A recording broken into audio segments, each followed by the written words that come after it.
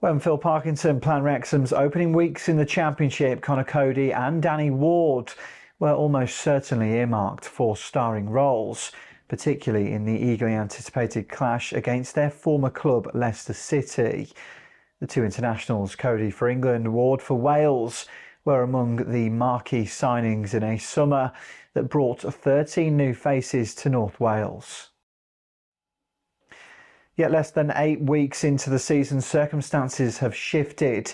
Ward is sidelined until the new year following a dislocated elbow sustained against Millwall, while Coady has been restricted to the bench, having missed the matchday 20 entirely for the home draw with Derby County and coming on only as an observer at Leicester in Tuesday's 1-1 stalemate.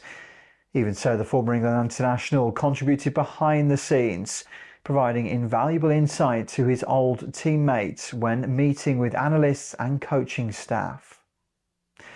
The sight of Coady on the bench alongside Callum Doyle and record signing Nathan Broadhead underscored the value of Wrexham's extensive summer recruitment. Broadhead's first time finish 13 minutes from time rescued a point at the King Power Stadium, illustrating Parkinson's point about having options. Getting all the players up to speed is part of bringing in players. I do feel we are getting there, he said. Ward's absence is compounded by spells out for fellow new signings Josh Windass and George Thomason.